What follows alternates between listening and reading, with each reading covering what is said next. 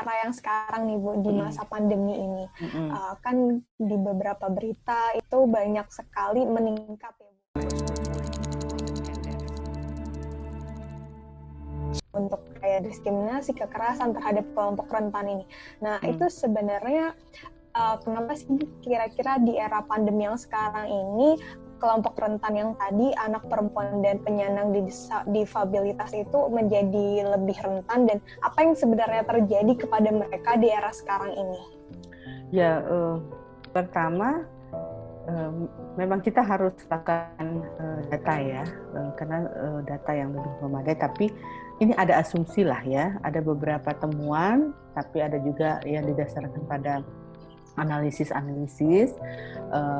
Misalnya kan dengan kondisi pandemik ini, hampir banyak masyarakat itu kehilangan mata pencaharian, kehilangan pekerjaan, tidak bisa bermobilitas, sehingga lingkup mereka sangat terbatas ya di rumah, dan itu bisa berpengaruh terhadap tadi kebahagiaan yang kurang, tekanan-tekanan yang ada.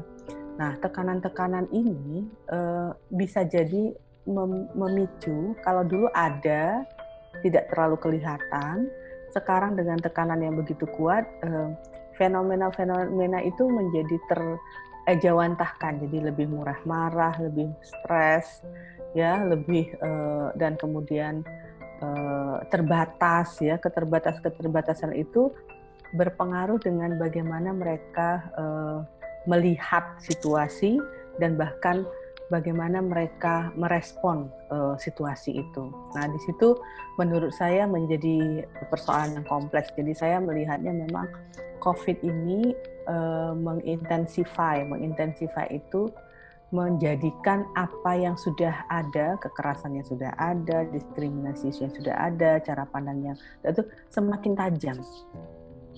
Ya, semakin tajam ini artinya semakin termanifest. Ya, kalau dulu mungkin karena tidak terlalu berinteraksi di rumah karena sebagian besar waktunya di luar, jadi tidak terlihat itu kekerasan dalam rumah tangga misalnya, jadi bisa terhindari karena yang perempuannya bekerja, suaminya juga bekerja, interaksinya hanya beberapa jam di rumah ya.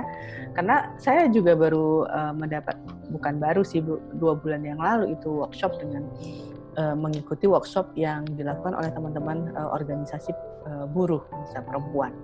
Mereka menyatakan bahwa terjadi kekerasan dalam rumah tangga di kalangan buruh. Nah, ternyata memang selama ini ada kekerasan rumah tangga itu, tapi kekerasan rumah tangga itu tidak terlalu menonjol karena memang cara untuk menghindari kekerasan rumah tangga bagi para buruh perempuan adalah bekerja di pabrik. Dia menghindari suaminya dengan bekerja di pabrik ya. Jadi bekerja di pabrik itu bukan semata-mata untuk mencari uang, tapi juga bagian dari cara mereka escape dari problem di dalam rumah tangga. Ya, nah ketika dirumahkan, relasinya menjadi lebih tajam dan konflik-konflik yang ada semakin menguat. Itu contoh. Ya, samalah ketika orang tua itu beberapa kasus kekerasan seksual kan meningkat sekarang, termasuk kepada disabilitas. Nah itu gara-gara ya bapaknya dirumahkan, sementara ibunya sendiri tetap bekerja di informal, kan tidak masalah, kadang-kadang masih ke rumah tangga untuk bekerja sebagai PRT atau berkebun dan sebagainya. Bapaknya baru pulang tuh dari jadi pekerja migran, melakukan perkosaan kepada anaknya sendiri. Ya. Nah hal-hal seperti itu semakin menajam. Jadi konflik yang ada, fenomena yang ada semakin kuat karena adanya COVID. Karena COVID itu memang memberikan pressure yang sangat kuat bagi kita semua. Ya, gitu. Baik Bu, kemudian mengenai hukum positif ini Bu, terkait peraturan perundang-undangan yang saat ini berlaku gitu, apakah sudah benar-benar melindungi dan menjamin hak-hak perempuan, anak maupun penyandang disabilitas ini, atau masih menurut Ibu masih terdapat kekosongan hukum gitu Bu? Ya. Kalau untuk perempuan sudah banyak aturan, tapi yang paling menonjol kosong itu kan kaitannya dengan kekerasan seksual sama perlindungan korban, itu sudah pasti ya. Tapi bahwa bidang perempuan ada perkembangan hukum yang menarik ya. Kita sudah punya undang-undang PKDRT, undang-undang anti trafficking, undang-undang populasi dan pengembangan keluarga, itu sudah ada sebetulnya. Yang isu lagi rame ini ketahanan keluarga yang berkeadilan gender itu sudah ada. Sekarang dibuat malah RUU yang melanggengkan domestikasi perempuan. Padahal kita sudah punya ada Undang-Undang Nomor 52 tahun 2009 ya. Undang-undang disabilitas sudah cukup memadai, walaupun masih butuh implementasinya lebih lanjut dalam policy-policy di tingkat daerah ya. Anak relatif lebih baik ya. Anak itu kita punya Undang-Undang Perlindungan Anak yang sudah direvisi 2 kali. Kita sudah punya Undang-Undang Peradilan Anak. Yang masih menjadi persoalan itu adalah kekerasan yang berbasis online, cyberbullying.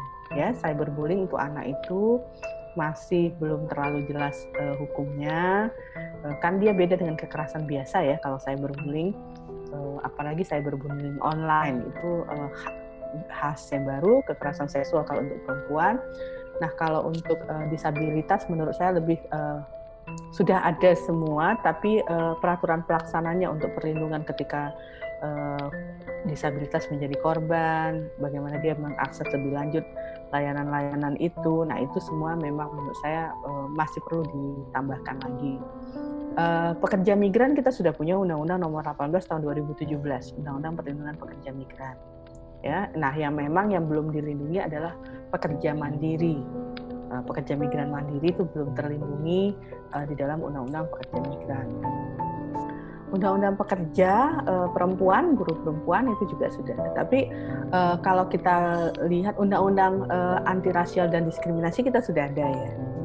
Bahkan sudah ada hukum pidananya. Cuma inilah masalahnya, ada gap di dalam penegakannya. Ya. Yang belum ada itu terkait dengan Undang-Undang Lansia. Ya.